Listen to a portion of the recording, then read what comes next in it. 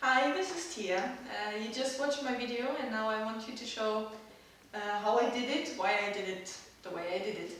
So this is my set. As you can see, I didn't have a studio, I just had my living room, so I had very limited possibilities. But there is one good thing, I had the blinds to put down to block out all the ambient lights, and so I have more control of my Dedolights. But of course it makes the room look pretty ugly, so what I did was just have this piece of cloth.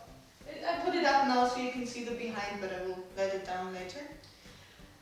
So with this white cloth we have a very smooth white background, but of course then I don't have much possibilities to move, because if I go right I go out of the picture, if I go left I have the cupboard in the picture, so I have a pretty static picture, so what can I do to have some movement inside? So I decided to do it with light.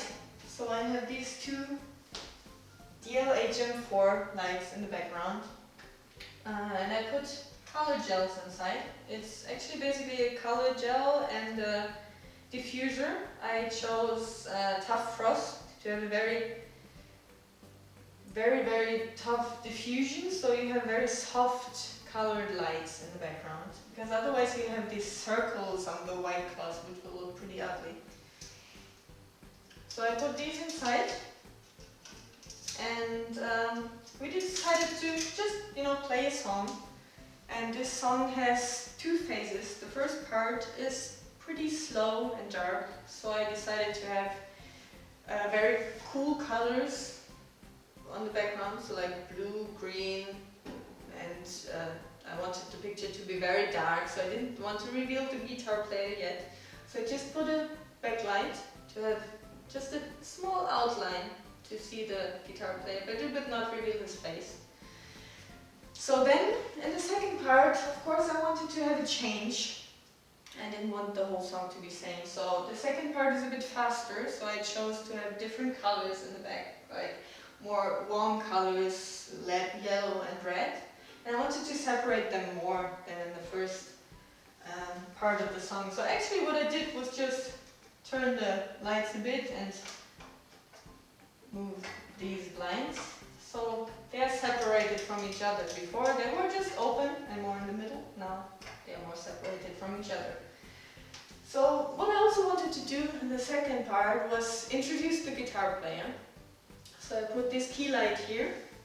It's a Dedoflex silver dome, and but what happened was actually there was a lot of light still on the white background. I will show this to you later. So I put a 40-degree grid here to make the light a bit more focused on the face. But there was still a lot of spill in the background, so what I did was just make a simple flag. It's just actually a piece of cardboard, which I spray painted black. So I put it here to block the light so it couldn't go to the background anymore. So yeah, actually I think that's pretty much of the setup. So let's turn up all the lights and show you how I did it. Okay, we start with the first light that we will use in the video. It's the backlight. Make it brighter.